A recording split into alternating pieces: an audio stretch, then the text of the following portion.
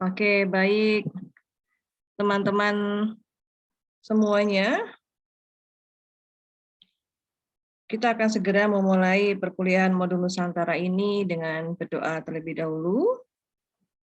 Berdoa, mulai. Berdoa selesai. Assalamualaikum warahmatullahi wabarakatuh. Waalaikumsalam warahmatullahi wabarakatuh. Selamat sore teman-teman semua. Hari ini kita masuk ke Kebinekaan 7 tentang mengenal Kampung Kepatihan yang ada di pemerintahan Desa Kepatihan, yang mengenalkan batik Ciprat, batik khas dari Madiun, yang nanti akan teman-teman lihat videonya, dan nanti teman-teman silahkan menuliskan pertanyaan-pertanyaan yang berkaitan dengan Kampung Kepatihan, karena insya Allah kita akan mendatangkan langsung kepala desanya atau lurahnya, dan kita akan sharing di sana ketika refleksi. Ya. Baik, akan saya putarkan videonya terlebih dahulu. Nanti teman-teman silahkan mengamati dan melihat dengan seksama apa yang terjadi di Kampung Kepatihan itu. Jadi sedikit memberikan informasi bahwa Kampung Kepatihan ini adalah kampung di mana sebagian besar atau mungkin banyak orang-orang yang berkebutuhan khusus, dan menjadi kampung banyak tunagrahitanya. Awalnya mereka tidak diberdayakan, tapi karena kepala desanya itu luar biasa bagus sehingga dia berusaha untuk memberdayakan masyarakat yang ada di sana dengan mengembangkan batik Ciprat, dan itu menjadi khas dan sudah sangat masyhur dan banyak sekali orang-orang termasuk Pak Presiden, Menteri Sosial juga Bu Risma juga sudah pernah ke sana, dan ini sangat terkenal sekali kampungnya, dan kita wajib dan harus tahu bagaimana pemerintah desa itu memberdayakan kampungnya yang banyak sekali tunagrahitanya itu menjadi kampung yang produktif. Nanti teman-teman bisa menyaksikan dan siapa tahu menjadi inspirasi teman-teman semua untuk tergerak membantu sesama dan memberdayakan orang-orang yang mungkin memerlukan bantuan. Baik, akan saya share. Sini nanti akan saudara lihat, dan semoga ini menjadi pelajaran untuk kita semua ya.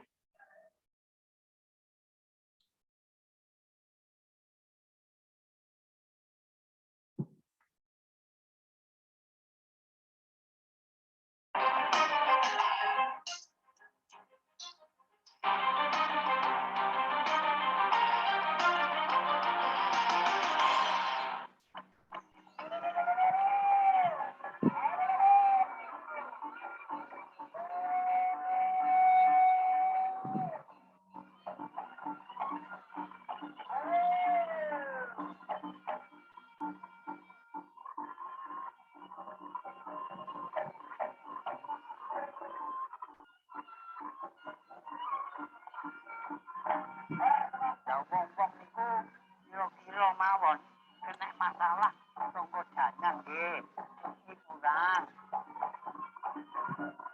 Eko ketika dia presiden kepala sama dan ternyata dia tidak hanya sekedar dan juga tahu mengerjakan sesuatu yang bagaimana memutus mata rantai dan mengentaskan mereka.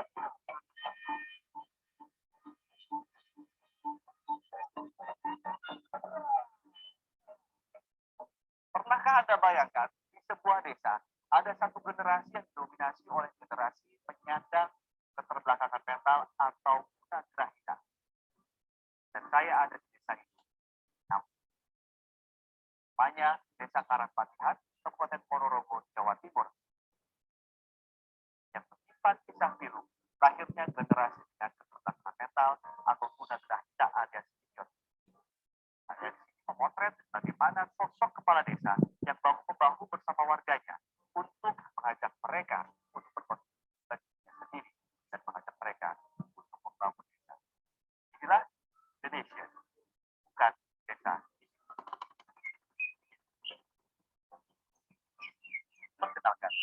saudara-saudara kita. Cikran, usianya 43 tahun, yang menyandang tunagrahita berat. Dia sebatang kara, orang tuanya telah meninggal.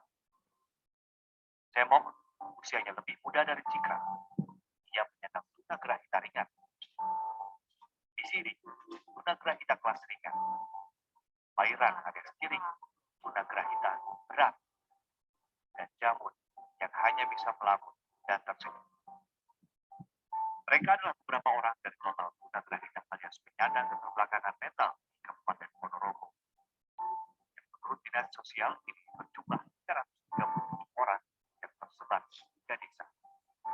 Jumlah ini telah menyusut drastis dibandingkan tahun-tahun sebelumnya.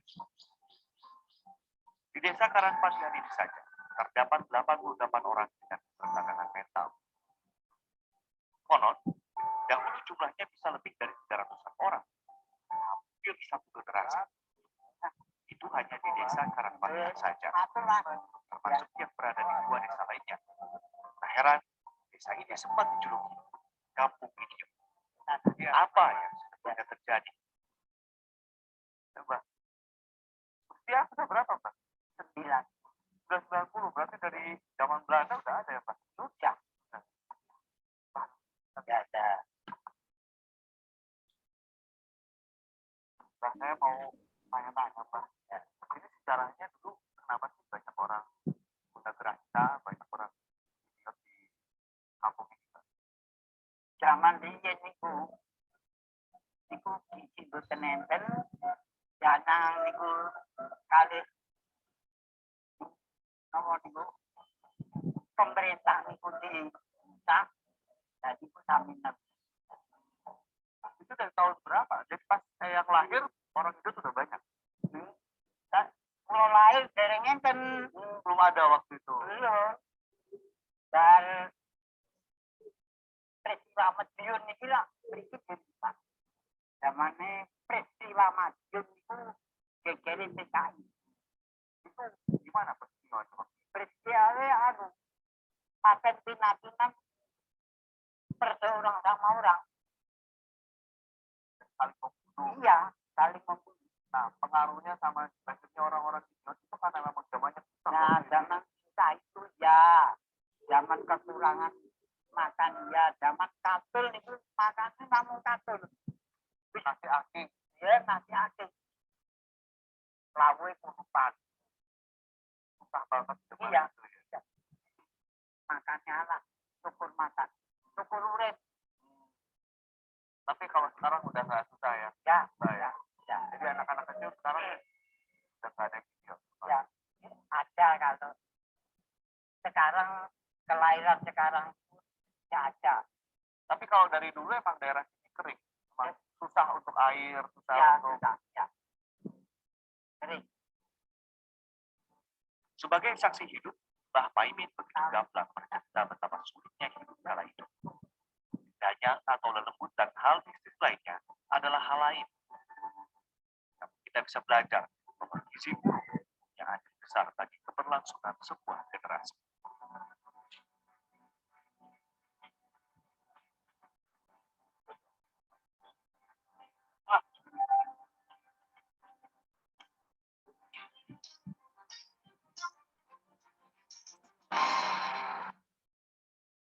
Oke, sudah ada gambaran teman-teman?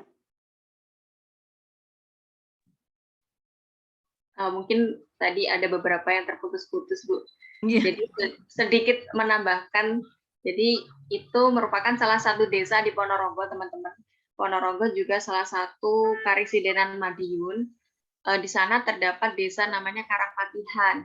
Nah, di Karangpatihan itu sendiri, dulu ketika ada PKI yang gencar-gencarnya di Madiun, itu di Ponorogo, khususnya di Karangpatihan itu terjadi krisis pangan gitu. Jadi masyarakatnya itu makannya menggunakan bekatul untuk makan sehari-hari.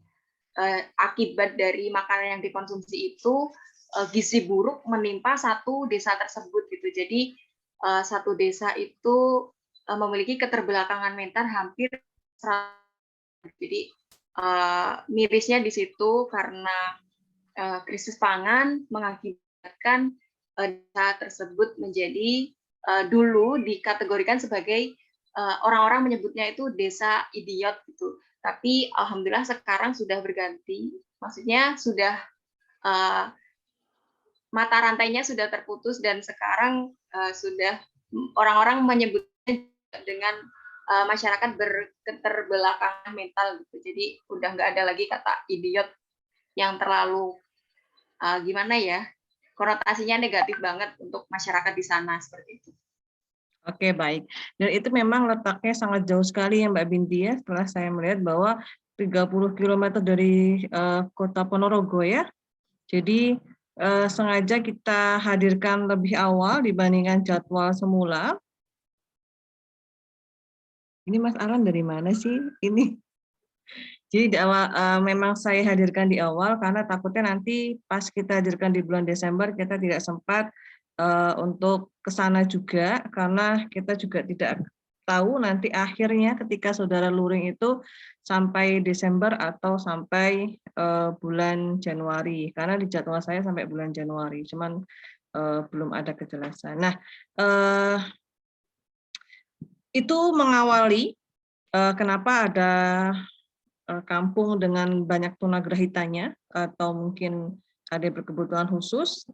Kemudian di sana ada pemerintah desa terutama kepala desanya itu berusaha bagaimana caranya masyarakat itu memiliki tingkat produktif yang tinggi dengan cara kita akan lihat ya. Jadi peran kepala desanya yang sangat luar biasa dan dukungan dari seluruh elemen masyarakat sehingga kampung Karangpatihan itu sekarang menjadi kampung yang produktif yang tidak dipandang sebelah mata oleh seluruh masyarakat terutama yang ada di daerah Karsidenan Madiun ya, tapi menjadi kampung yang sangat luar biasa. Dan ini hasil tangan dari kepala desanya. Kita akan melanjutkan biar semua lebih memahami ya.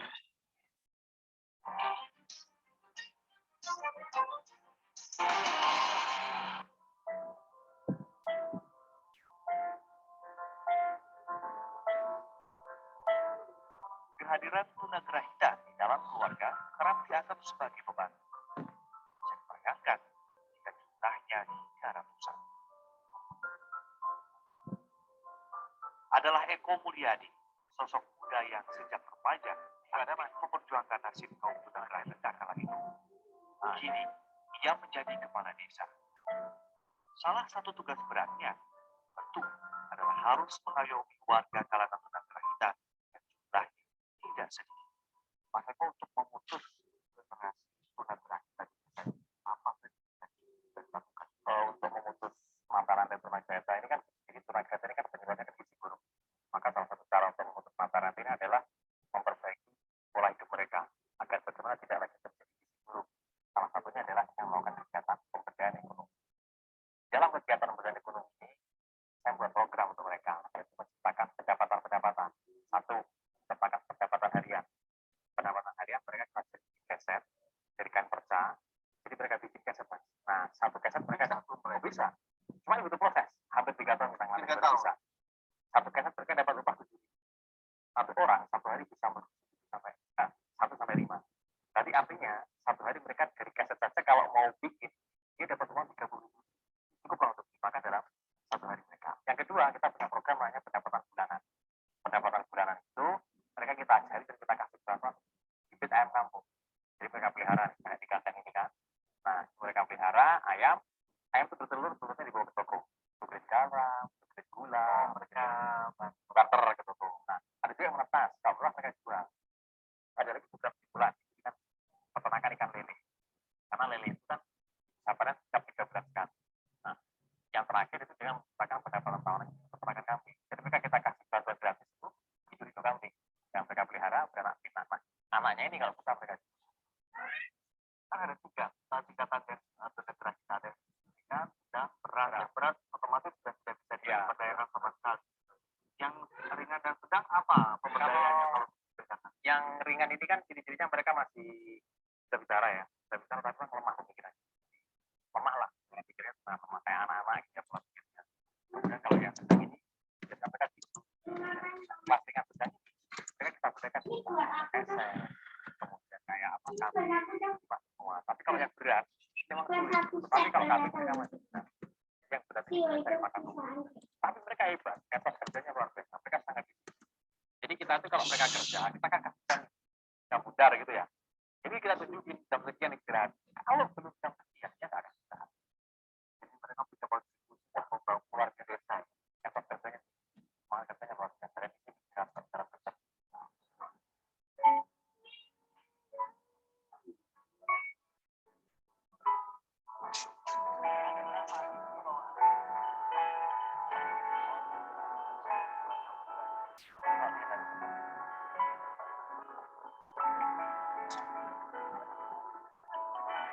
Sekarang masih ada generasi remaja atau anak-anak. Kalau saya udah terputus ya, usia termuda itu kalau nggak salah sekitar 15 tahun, usia termuda. Karena pemberdayaan ini kan kita gencar 2013. 2013 yang lalu kita maksimalkan pemberdayaan. Alhamdulillah setelah 2013 ini sudah nggak ada kelahiran lagi. Kalau mereka kan saya dengar ada berapa pak? Oh kalau ini kan betul ya, jadi ada berapa kan? Kalau nggak sebenarnya dulu ada imbauan agar remaja kita nggak menikah. Kalau itu terjadi apa? Kesulitannya remaja. Tapi nggak, kita mencoba beberapa kita nikah. Dan alhamdulillah karena kita dua. Ketika mereka menikah, didampingi berarti oleh desa. Oh iya, kita mulai dari masukan makanan, ya, sampai terakhir, ya, didampingi oleh desa. Mereka muslim. Jadi kita ajari mereka. Jadi dari kita, mendampingi kita ini mendampingi mereka, mengajari mereka bagaimana merawat baik, cara memandikan, cara mengapit bisa. Dan berarti anak normal ada yang kemudian sudah berangkat lagi tidak ada. Karena ini ada bagus. Ada berapa pendamping? Kalau pendamping yang bisa dan orang apa? Karyawan ya. Dalam konteks pemberdayaan ini yang tidak memberikan nilai saya dari nilai saya masuk karyawan. Mas Heru, kan sekarang ada program desa. Berarti berapa persen alokasinya untuk kalau kita bicara dulu ya, kalau berdasarkan sampai hampir 30% dari negara kita juga kegiatan pemberdayaan. Salah satunya kegiatan pemberdayaan bisa. Nah, dari saya yang kita lakukan membiayai pelatihan. Jadi kayak pelatihan berarti ya, kita biaya peralatan, bahannya bisa kemajuannya pasar. Lumayan lah.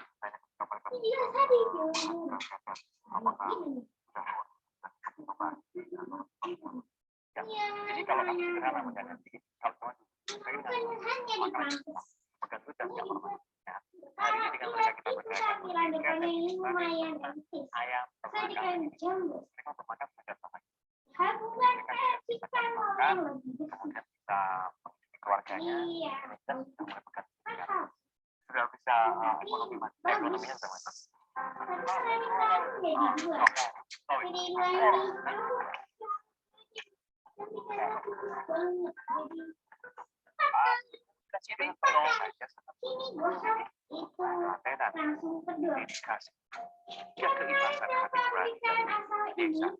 Mengajak mereka berdaya dan membangun desa.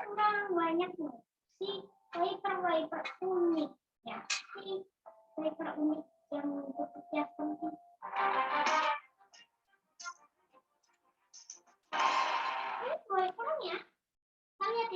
Baik, itu video yang kedua. Sudah ada gambaran belum kira-kira teman-teman? Apa yang terjadi di sana? Ya. Kita lihat ini. Masih kareng. Coba Mas Ariston, Mbak Fadila, Mbak Ventia, Mbak Meiske, mungkin bisa menghidupkan kamera.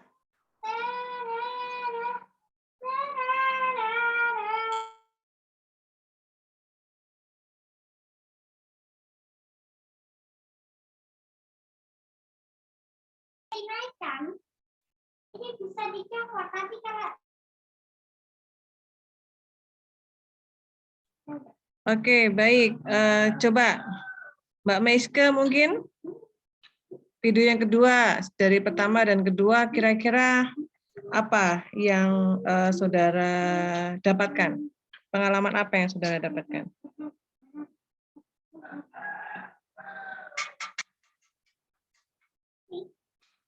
Mic-nya mungkin? Oke. Sebelumnya suara saya kedengaran, Ibu. Kedengaran? Mohon maaf, Ibu, ada sedikit bisik-bisik soalnya di tetangga ada pekerjaan sedikit. Ya, terima kasih untuk kesempatannya. Selamat sore.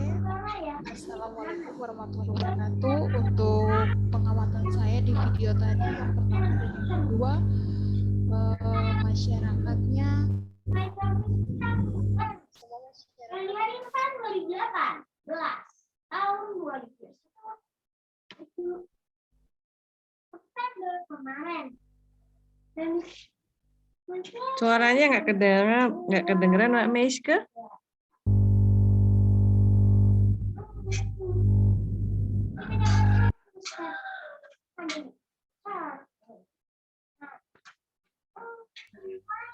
Ibu selamat datang.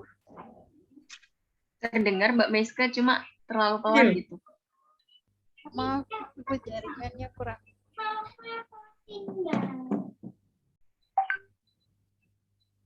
Mungkin dari video kedua dari teman-teman ada yang ditanyakan mungkin terkendala jaringan, terus belum bisa menonton secara lancar gitu, mungkin boleh ditanyakan di sini.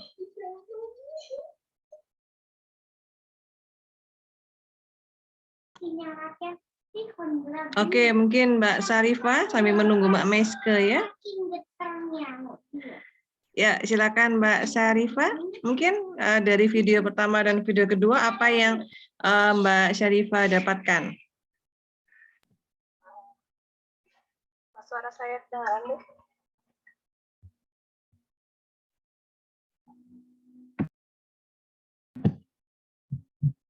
Sudah Mbak, sudah jelas. Menurut saya, kepala desanya sih, Bu. Kepala desanya tuh munculkan harapan gitu, Bu. Bagaimana dia padahal sumber daya manusianya masih kurang, tapi dia menunjukkan harapan dari manusia itu, Bu. Itu sih menurut saya, Bu. Baik, terima kasih Mbak Syarifah. Mungkin Mas Ariston mungkin? Apa yang Mas Ariston dapatkan setelah melihat dua video tadi? Baik, yang saya rangkum dari yang saya lihat adalah di mana Kampung Karampatihan adalah suatu mungkin lokasi yang seperti dikatakan jauh dari jangkauan yang memiliki banyak populasi masyarakat yang terbilang keterbelakangan khusus. Yang saya lihat di situ adalah keberagaman dari berbagai masyarakatnya juga, yang dimana ada some problem yang terjadi pada diri mereka, tapi mereka tetap bisa untuk bertahan hidup, bertahan untuk menjalankan segala aktivitasnya, mencari kebutuhan, nafkah, dan semuanya itu melalui dengan penuh tantangan gitu, Bu. Dimana karena kalau yang saya tahu, mungkin karena saya juga pertama lihat, sama seperti title yang dikatakan, seperti kalau nggak salah desa idiot gitu ya, yang mungkin diubah namanya menjadi yang lain gitu. Karena mungkin jika kita lihat dari sebelah mata, mungkin apa yang terjadi itu mungkin menjadi sebuah pertanyaan bagi kita sendiri, kenapa bisa ada daerah khusus yang ada untuk masyarakat yang memiliki keterbelakangan khusus seperti ini. Lalu di video yang berikutnya itu saya mengagumi sosok seorang kepala desa yang memiliki toleransi kepedulian yang tinggi terhadap masyarakatnya, di mana dia yang mengayomi masyarakatnya untuk tetap bisa bertahan, untuk tetap bisa bekerja. Bahkan yang seperti saya lihat, mereka pun memiliki keterbelakangan khusus itu bisa memperoleh sebuah hasil yang mereka kerjakan, mereka jual, mereka mendapatkan sebuah keuntungan dan untuk keberlangsungan hidup. Dan di sini mungkin juga kepala desanya terus untuk membuat masyarakatnya itu agar tetap bertahan, karena kalau kita lihat membilangkan masalah keterbelakangan khusus atau mental itu adalah satu hal yang mungkin tidak bisa kita bicarakan saja kepada orangnya, namun dia tetap bisa bertolak khusus untuk apa yang dia lakukan ke depannya. Jadi mungkin kepala desa ini juga mungkin seperti mengajak kepada pemerintah untuk memperdulikan desa itu dan segala semua aspek yang ada, agar tidak ada lagi seperti ketidaksamarataan dalam melihat desa tersebut. Begitu, Bu. Baik, terima kasih. Satu lagi sebelum kita akan melihat video terakhir, mungkin dari Mbak Yesika. Baik, Ibu, apa suara saya sudah terdengar dengan jelas? Sudah, oke. Yang saya dapatkan dari video pertama dan kedua ini, yaitu Kampung Patian ini masyarakatnya dulu merupakan orang-orang dengan keterbelakangan mental ya Bu. Namun kepala desa dari Kampung Patian ini mendukung masyarakatnya agar keadaan sosial, keadaan perekonomiannya dan lain-lain itu menjadi lebih baik daripada sebelumnya. Seperti itu Bu. Maaf Ibu, tadi juga suaranya putus-putus di tempat saya. Jadi kurang bisa mendengar. Oke, baik, tidak apa-apa. Nah, teman-teman, silahkan kita akan melihat video terakhir dari Kampung Karangpatian. Ini menjadi video penutup, di mana nanti kalian akan lebih jelas mengenai Kampung Kepatian ini ya. Sebentar.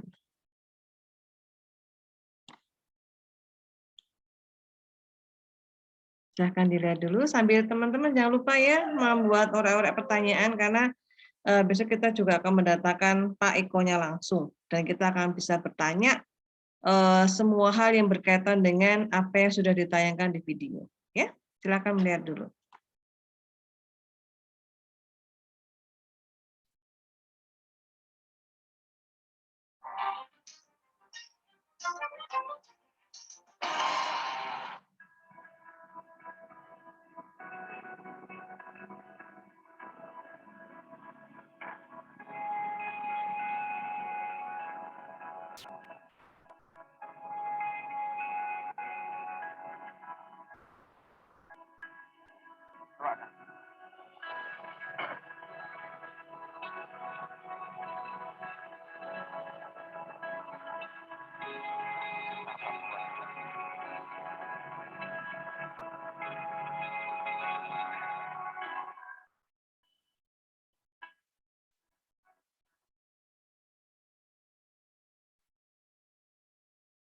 Anda percaya atau tidak, kain batik bermotif abstrak ini adalah hasil karya dari masyarakat penyandang tunagrahita atau masyarakat yang mengalami keterbelakangan mental yang ada di desa Karangpatian atau desa yang diberi julukan sebagai kampung senior.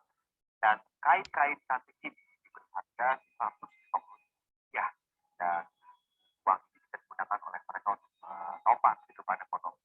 Anda bisa melihat mereka saling berkomunikasi satu sama lain dengan bahasa isyarat untuk menghasilkan karya-karya berupa kain batik abstrak ini.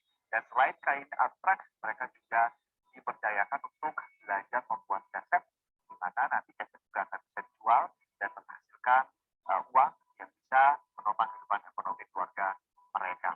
Dan selain ini, mereka semua mengalami atau mengikuti program pemberdayaan di Rumah Harapan, rumah luas 500 meter persegi, dan ada total 88 orang penyandang tunagrahita yang mengikuti program pemberdayaan di rumah ini.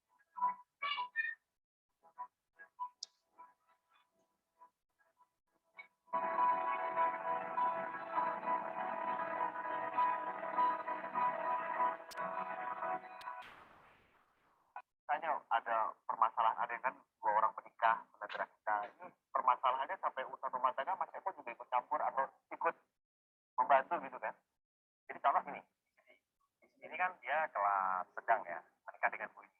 Sama-sama tunagrahita dia menikah punya anak. Nah, di ini dia gaya komunikasinya juga berbeda dengan gaya komunikasinya Bu ini.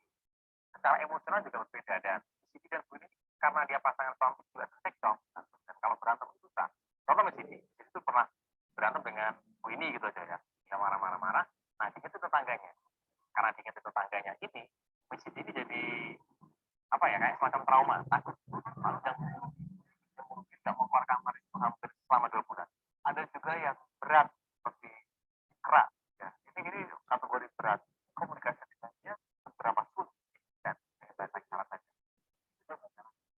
Ya kalau simpel ya, simpel itu mengingatkan simpel. Kalau orang-orang seperti ini mereka hanya tahu bahagia terus lah orang-orang ya. Kalau di kelas berat ini rata-rata bahagia terus. Dia nggak pernah problematika karena dia juga kayak temen ini sudah berbeda lagi. Dia punya emosional, dia juga punya rasa ketertarikan kepada lawan jenis. Kalau saya carikan yang sepadan sama tunagrahita, dia nggak mau. Kalau saya kenalin dengan perempuan ya, yang sekiranya maulah perempuan nikah namanya temen, menurut yang temen jelek, dia akan jelek, kita nggak mau, kita gitu suka. Next akan ada inovasi apa dan akan ada rencana apa untuk mereka. Jadi kalau next ya ke depan kita akan lebih mendorong mereka ke kemandirian. Kalau selama ini pemberdayaan yang kita lakukan sebuah harapan masih ada pendampingan, maka depan dia harus mandiri tanpa pendampingan bisa berjalan.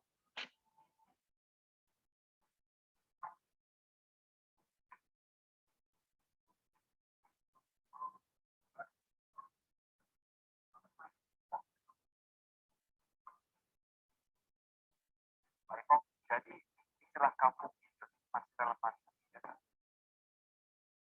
Kalau hari ini saya rasa sudah tidak relevan lagi, karena yang benar-benar idiot saat istilah kampung itu keluar itu sekarang sudah jauh lebih baik kondisinya dibandingkan saat itu. Satu dari segi jumlah, saat itu memang sekali hampir 300 orang dalam desa sekarang Panjang, desa Siraja dan desa Gede. Bapak lihat peran perangkat desa, kepala desa di sana, tokoh-tokoh di sana, seperti apa mereka sampai akhirnya bisa mengurangi dan juga memutuskan. Sangat bagus.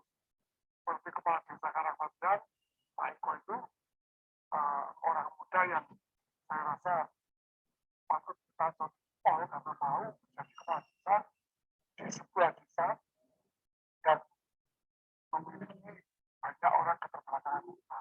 Dan ternyata dia tidak hanya sekedar begini, dia juga yang telah kita terbagi dan mau mengerjakan sesuatu yang bagaimana memutus mata rantai dan mengentaskan mereka dari keterbelakangan. Dan itu berhasil. Pak Bupati tahu dari Pemkab ada program-program apa untuk desa-desa. Ada banyak. Yang pertama kita misalnya membangun rumah kasih sayang. Rumah kasih sayang itu ada petugas yang untuk mendampingi. Rumah kasih sayang itu juga menyiapkan makan minum untuk mereka. Rumah kasih sayang ini juga ada dokternya. Sebagai bupati dari masyarakat yang ternyata ada yang tunagrahita, ini masalah besar kan dalam pembangunan kalau Pak Bupati? Ya kalau saya mengatakan itu bukan masalah ya, tapi kalau ini disebut masalah besar, saya rasa tidak. Dari sekitar 385 orang-orang tunagrahita, 140-an itu sudah pada posisi hari ini. Terkait dengan stigma desa idiot atau kampung idiot.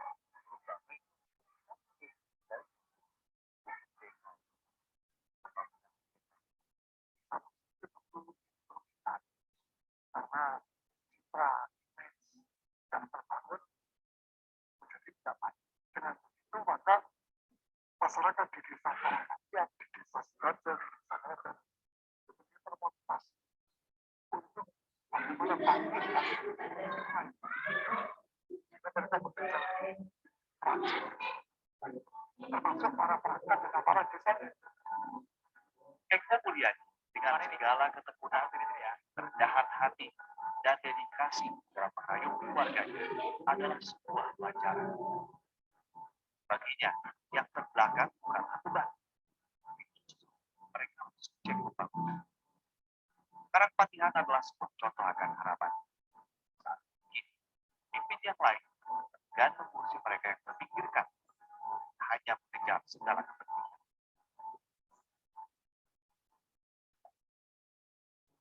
Metro TV, knowledge to elevate.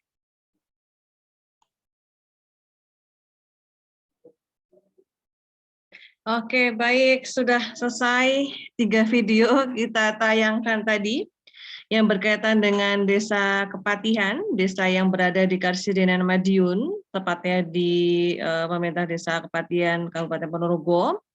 Di sana memang sangat luar biasa ya Pak Eko sebagai kepala desa memberdayakan masyarakat di sekitarnya sehingga menjadi desa yang sangat produktif. Oke, saya ingin mengetahui Mbak Iva coba.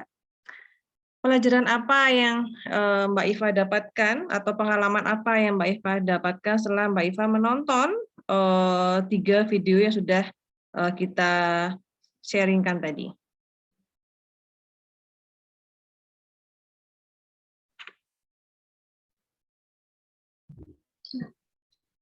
Baik Bu, jadi pelajaran yang saya dapat setelah menonton video tadi itu kita harus peduli terhadap lingkungan sekitar.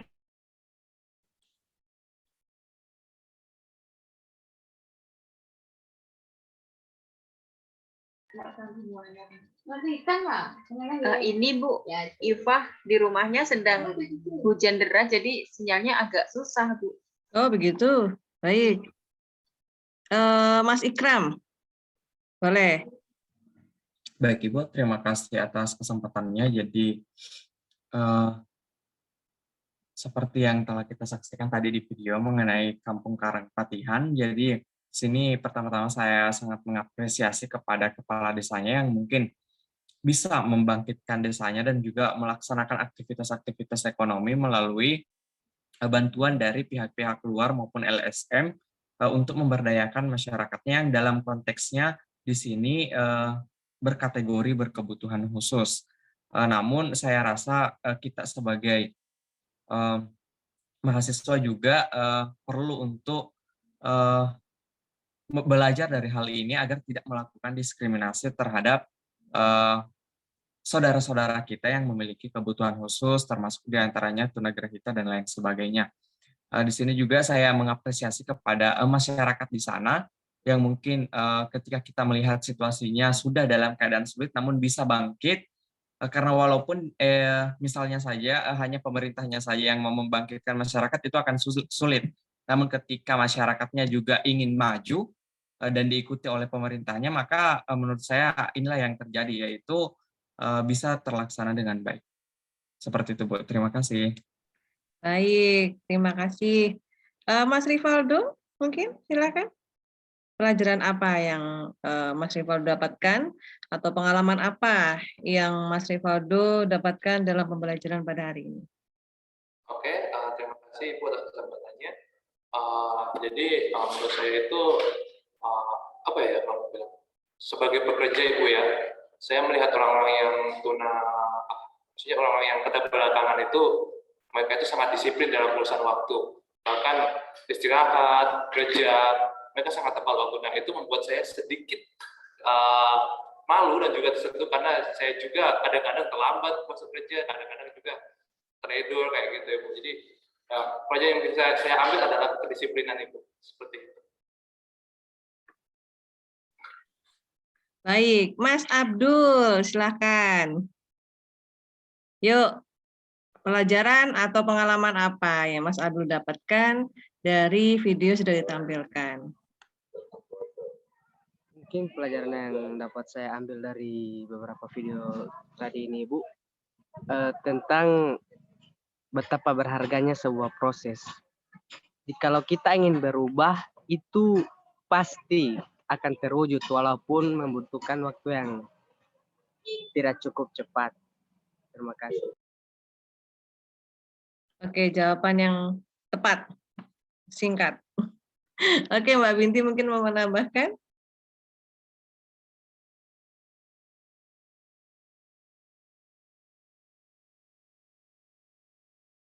Silakan Mbak Binti.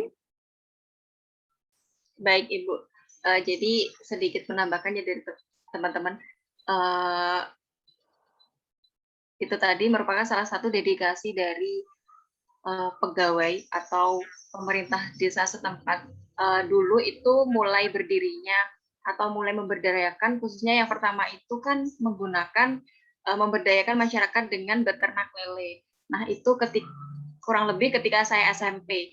Nah sebenarnya di Ponorogo itu ada 2 wilayah tuh yang yang memiliki banyak mahasiswa. Yang pertama itu di Karangpatihan, yang kedua itu di Sidoarjo, tepatnya itu di Jambon. Nah, kalau Jambon itu tepat di daerah rumah saya, yang Sidoarjo itu kecamatan sebelahnya gitu. Jadi ada 2 daerah, namun yang paling parah itu yang di Sidoarjo. Dan syukurnya dari kepala desa itu sangat memiliki semangat untuk memberdayakan masyarakatnya untuk menjadi lebih baik. Nah, belajar dari Bapak Eko Mulyadi itu tadi, beliau memberikan dari sebenarnya itu masyarakat yang di sana itu dulu itu mendapatkan banyak bantuan gitu ya, selalu. Misalkan setiap 3 bulan sekali dan seperti itu berlangsung terus-menerus. Nah, melihat habit yang seperti itu dari masyarakat atau pemerintah setempat itu merasa kalau masyarakat yang memiliki kebutuhan khusus itu tidak selamanya hanya menunggu bantuan seperti itu.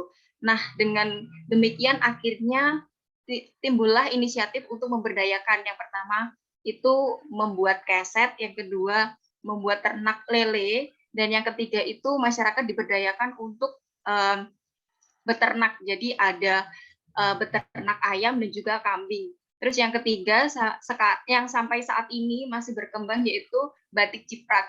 Jadi mengingat masyarakat itu memiliki keterbatasan mental, jadi pemerintah setempat itu merasa kalau batik ciprat itu cocok untuk mereka karena mereka itu bisa dengan inisiatif mereka atau kemampuan mereka mencoret-coret atau memberikan pola seperti yang mereka bisa gitu. Jadi tidak ada pakem khusus untuk mereka membuat batik seperti itu. Mungkin demikian Ibu. Baik, terima kasih Mbak Binti. Jadi lokasinya itu mungkin tidak terlalu jauh di rumahnya Mbak Binti dan ini berdasarkan hasil rekomendasi dari Mbak Binti juga tentang Kampung Karangpatihan karena memang Mbak Binti mengetahui secara detail tentang Kampung Kepatihan yang ada di Karsidenan Madiun.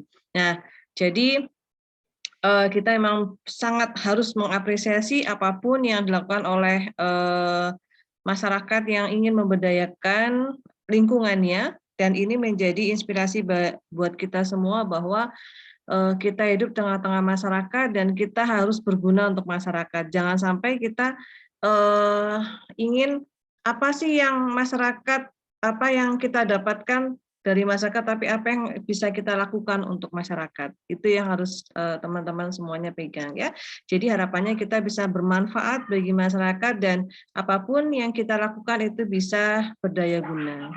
Nah itu pelajaran yang bisa kita ambil, pengalaman-pengalaman yang sangat luar biasa yang menginspirasi kita dari apa yang dilakukan oleh Pak Eko. Semoga ini bisa menjadi pelajaran yang sangat berharga buat teman-teman, terutama buat saya dan juga Mbak Binti, bahwa kita hidup di masyarakat, kita harus berjuang bagaimana caranya menghargai perbedaan dan mengangkat derajat dari masyarakat yang ada di lingkungan kita.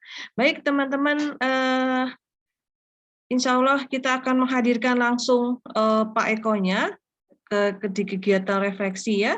Akan kita beritahukan kembali waktunya dan teman-teman bisa nanti melihat materinya ada di Sepada dan bisa membuat pertanyaan-pertanyaan yang nanti akan teman-teman tanyakan ketika bertemu langsung dengan Pak Eko. Jadi gunakan kesempatan sebaik mungkin dan apapun yang teman-teman ingin sampaikan, silahkan nanti disampaikan ketika kita bertemu dengan beliau. Baik, kalau begitu cukup untuk pembelajaran hari ini. Setelah ini silakan mengerjakan asesmennya dan jangan lupa mengisi diskusi yang ada di modul kebinekaan 7 ya. Dan jangan lupa membuka Spada, karena kalau tidak membuka Spada, saudara tidak terhitung presensi ya.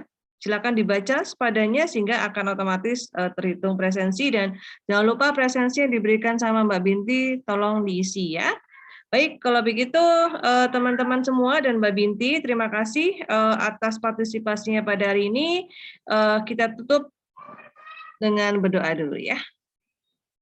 Berdoa mulai. Baik, terima kasih teman-teman. Kita akan bertemu lagi insya Allah di kegiatan berikutnya. Selamat belajar, selamat mengerjakan asesmen, dan tetap semangat ya. Semoga akan ada berita yang baik untuk teman-teman semua berangkat ke Madiun, dan kita akan ketemu langsung dan kita akan mengeksplor Madiun dengan sepuas-puasnya kita ya. Oke, baik. Terima kasih. Selamat sore. Assalamualaikum warahmatullahi wabarakatuh. Waalaikumsalam warahmatullahi wabarakatuh. Terima kasih, Bu. Oke, mungkin sebelumnya mau foto dulu Mbak Binti. Baik, Bu. Oke, foto dulu sekali. Mas Alan, hidupkan kamera sebentar aja. Oke, baik. Itu Mas Alan sudah terlihat? Tuh, Mas Alan pakai gaya. Oke, yuk. Saya hitung ya, Bu.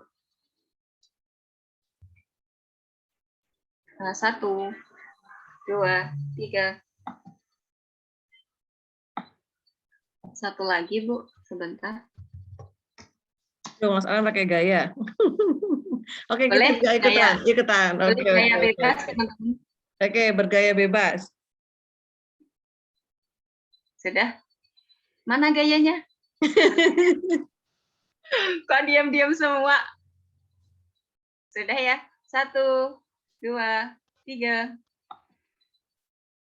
Sudah, Bu.